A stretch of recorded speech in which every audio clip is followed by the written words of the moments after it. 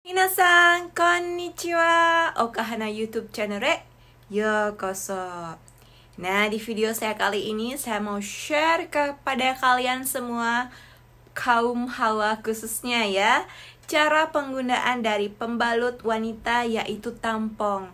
Nah, bagaimana cara pemakaiannya? Tonton terus videonya ya.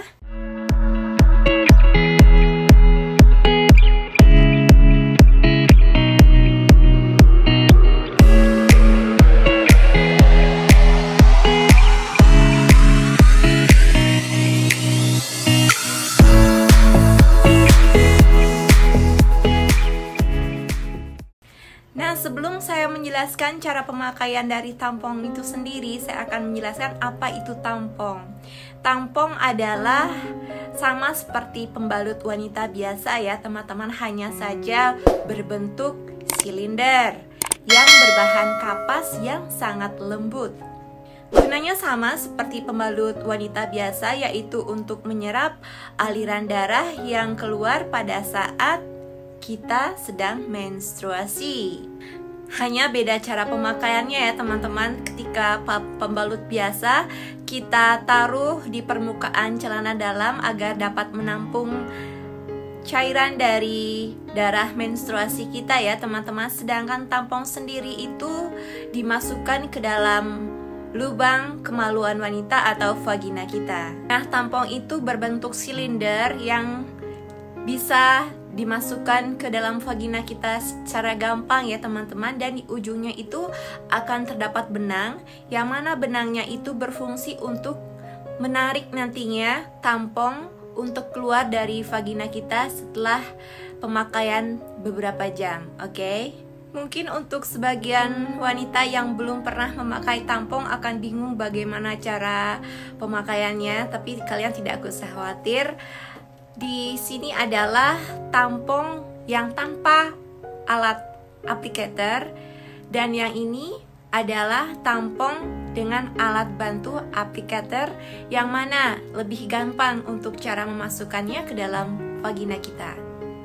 Nah, sekarang saya akan jelaskan kepada kalian semua cara pemakaian dari tampong yang menggunakan alat pembantu applicator seperti yang ada di Jepang ya teman-teman. Oke.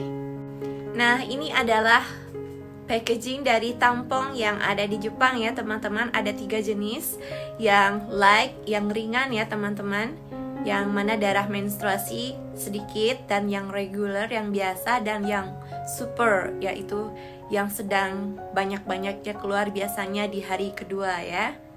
Nah, sebelum kita memakai tampong ya teman-teman, wajib sekali untuk mencuci tangan kita hingga bersih sekali, karena akan dipakai untuk memasukkan nanti ke dalam vagina kita ya teman-teman, dimana vagina itu ada delicate zone ya. Oke, pastikan wajib tangan kalian harus dicuci bersih teman-teman.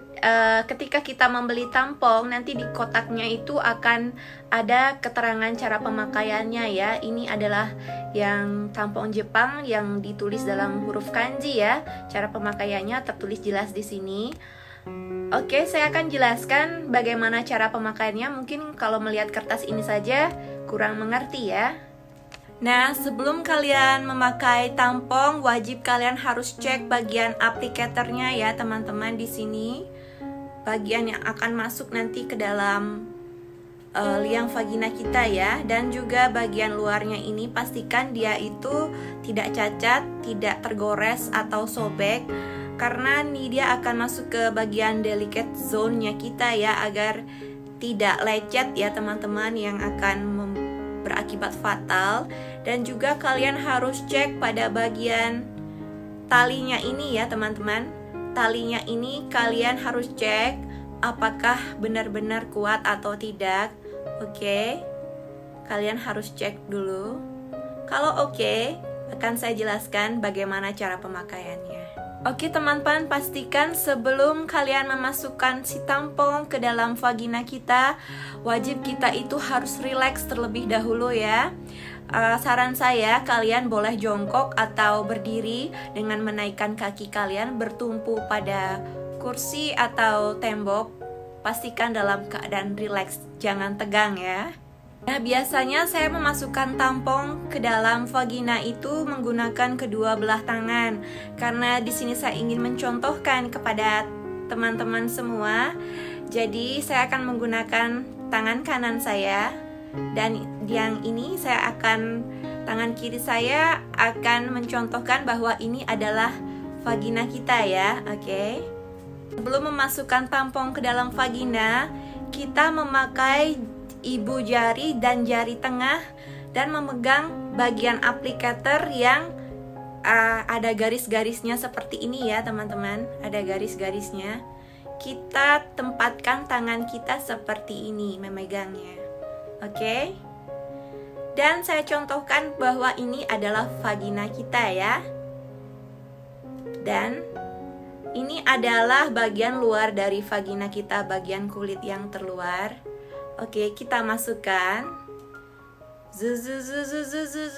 Kita masukkan sambil rileks, tarik nafas, jangan tegang. Oke, setelah itu jari telunjuk kita ini mendorong dengan posisi seperti ini ya. Kita dorong. Kalian bisa melihat kita dorong.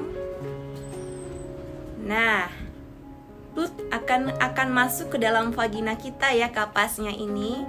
Dan kita ambil aplikatornya itu. Kita ambil. Contoh saja ini aplikatornya. Ini sudah masuk ke dalam lubang vagina kita ya, teman-teman. Nah, kita ambil aplikatornya, kita biarkan talinya ini ada di luar vagina kita. Teman-teman bisa lihat di sini ya, tampongnya itu berbahan dari kapas yang sangat lembut, yang jika dibandingkan dengan jari kelingking saya itu lebih kecil dan lebih pendek ya teman-teman. Jadi teman-teman tidak usah khawatir. Sekarang ada pertanyaan, bagaimana cara mengeluarkan tampong? Oke, saya contohkan lagi bahwa ini vagina ya. Tampong berada di dalam vagina kita. Seperti ini contohnya ya. Oke. Jadi kalian agar tidak sakit, jangan menarik dari ujung dari tali ya. Kita tarik bagian pangkalnya, kita ambil. Kita ambil pelan-pelan. Karena ada darah menstruasinya itu akan lebih gampang keluarnya ya teman-teman, karena bisa licin ya. Seperti ini. Plup. Nah, dia akan keluar. Dan setelah keluar, kalian kalau di kamar mandi ada banyak airnya bisa kalian cuci. Atau kalau saya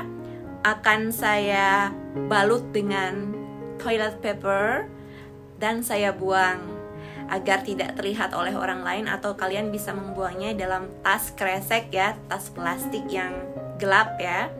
Itu adalah manner, oke? Nah, mungkin ada pertanyaan, kapan waktunya tampong diganti?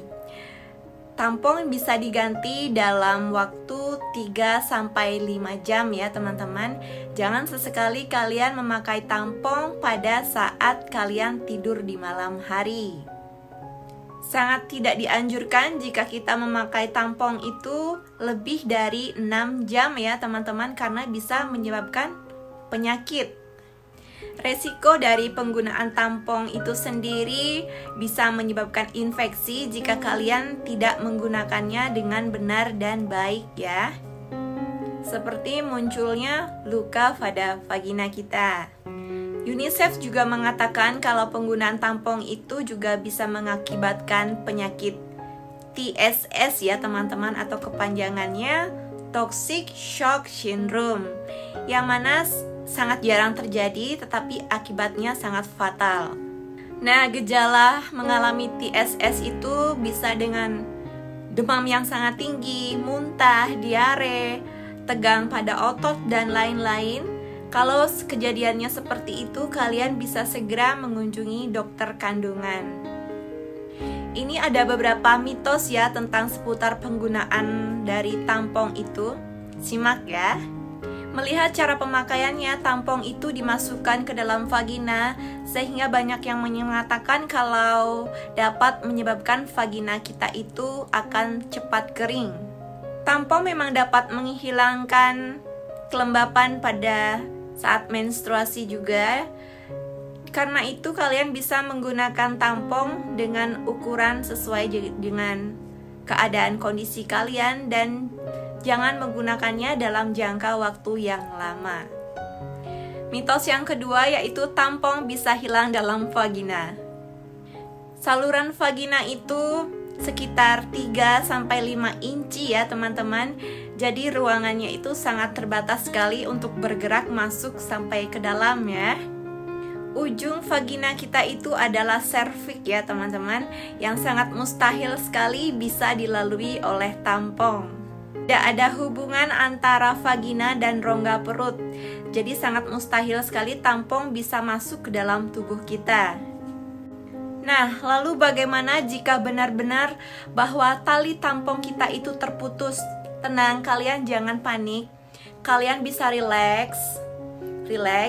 Kalian bisa mengambil posisi jongkok. Setelah itu kalian sebelumnya cuci tangan terlebih dahulu dengan bersih. Kalian bisa menggunakan jari kalian untuk mencari tampong yang ada di dalam lubang vagina. Jika hal itu juga tidak memungkinkan, kalian bisa pergi ke dokter kandungan, oke? Tidak perlu mengganti tampong pada saat kita ke kamar mandi. Bagaimana ya? Ada sebagian orang jika dia buang air kecil, maka tali tampongnya itu akan ditarik ke samping ya teman-teman. Kalian juga pasti tahu bahwa lubang untuk mengeluarkan air urin dan darah menstruasi itu lubangnya berbeda. Walaupun seperti itu, tetap saja akan terkena yang namanya bakteri ya teman-teman.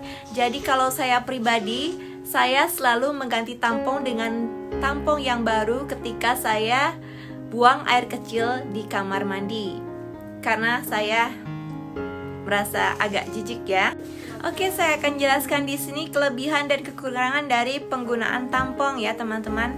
Kelebihannya, dia itu sangat praktis, bisa dibawa kemana-mana, bisa dimasukkan ke dalam vagina kita, sehingga kita bisa beraktivitas leluasa ya teman-teman. Misalnya kita berenang, atau kita ke tempat pemandian umum, misalnya di Jepang itu ada onsen, berendam di dalam air hangat bersama para kaum wanita ya teman-teman. Dan juga melakukan aktivitas seperti misalnya aerobik dan aktivitas yang lainnya. Jadi tidak mengganggu kegiatan aktivitas kita ya. Kekurangannya yaitu dapat menyebabkan penyakit seperti yang saya jelaskan tadi, TSS ya, Toxic Shock Syndrome, kepada kaum wanita yang baru pertama kali memakai tampong. Kelebihan dan kekurangan dari pembalut wanita biasa. Kelebihannya itu sangat banyak ya teman-teman.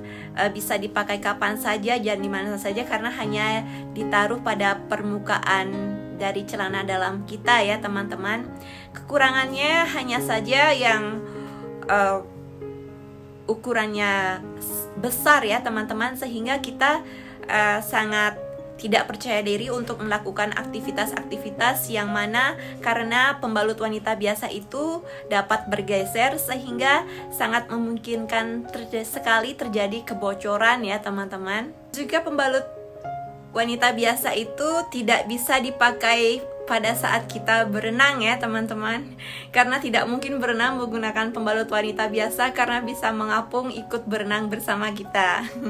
Oke, terakhir saran dari saya, kalian boleh memakai tampong pada siang hari ya teman-teman, dimana kalian bisa mengganti tampong kalian secara regular sekitar 2, 3, 4 jam sekali, tergantung dari kondisi kalian ya.